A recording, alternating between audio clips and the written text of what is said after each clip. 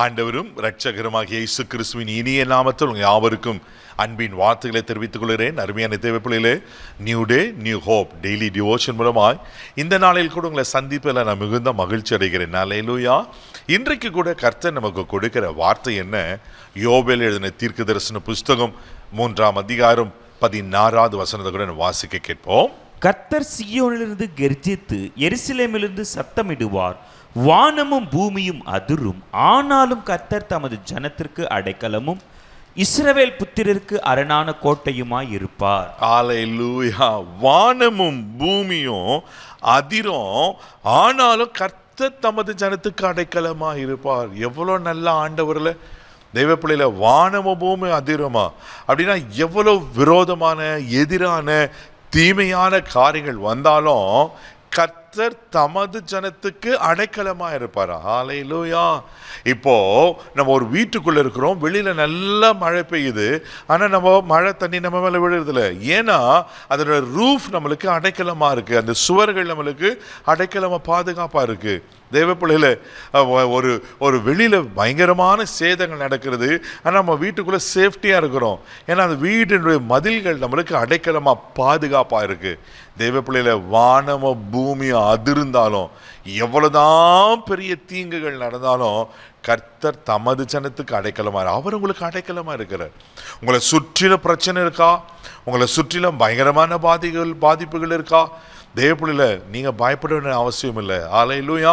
அவர் நமக்கு அடைக்கலமா இருக்கிறார். ஆமென். வேதத்தில் வாசிக்கிற சங்கீதத்தின் புஸ்தகம் 61ஆம் சங்கீதம் 3வது வசனம் கூட வாசிக்கும் போது ரொம்ப அழகா சொல்லப்பட்டிருக்கு. வாசிக்க கேட்போம்.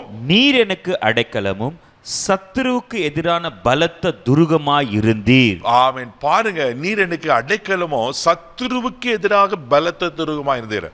அப்போ ஆண்டவர் நமக்கு அடைக்கலமா பாதுகாப்பா நம்மளை சூழ்ந்து இருக்கும்போது ஒரு சத்துரு கைப்பட முடியுமா? ஒரு தீங்கு உங்களை தொட முடியுமா?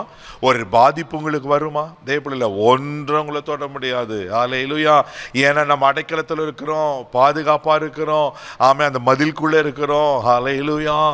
நீங்க பயப்படணும்னு அவசியம் இல்லை, ஒன்றுக்கும் கவலைப்படாதீங்க, நீங்க அவருடைய அடைக்கலத்தில் இருக்கிறீங்க. அல்லேலூயா. அதனால தான் சங்கீதக்காரன் சொல்லுவார், சங்கீதம் 9:9 கூட நீங்க வாசிக்கும் போது அங்க சங்கீதக்காரன் இப்படியா சொல்லுகிறார். வாசிக்க கேட்போம்.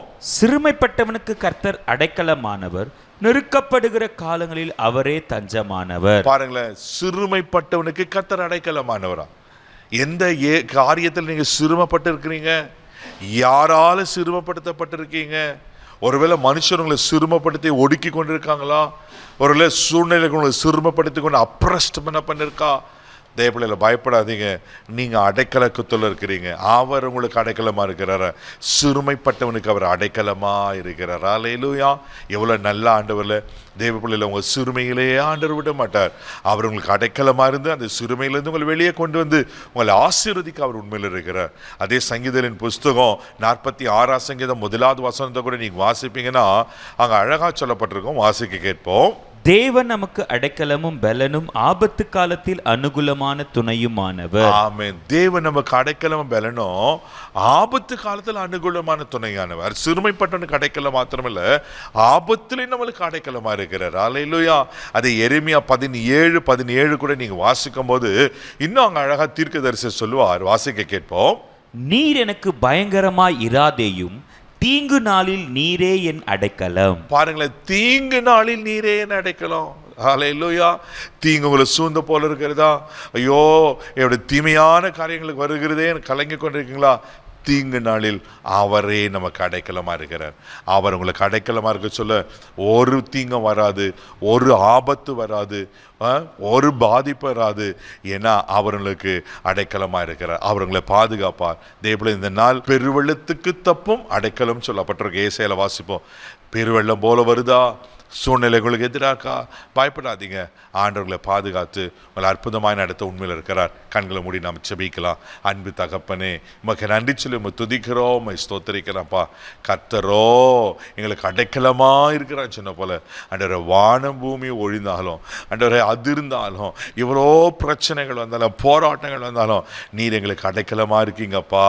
ஆண்டவரே, யார் இந்த அடைக்கலத்துக்குள்ள ஆண்டவரே அடைக்கலம் இல்லாத கஷ்டப்பட்டு கொண்டிருக்காங்களா? இன்றைக்கு இன்றைக்கு நீர் அடைக்கலமாக இருக்கிறீர். எல்லா தீங்குக்கும் எல்லா ஆபத்துகளுக்கும் நீங்கள் விலக்கி காத்துக்கொள்ளும்படியாக ஜெபிக்கிறோம். நீர் பொறுப்பெடுத்துக்கொள்ளும், நீர் ஆசீர்வதியும், உங்கள் அடைக்கலத்திலே பாதுகாப்பாக வைத்துக்கொள்ளும். இயேசுவின் மூலம் ஜெபக்கலம் பிதாவே, ஆமென். அவர் உங்களுக்கு அடைக்கலமாக இருக்கிறார். தைரியமாக போங்க. God plus.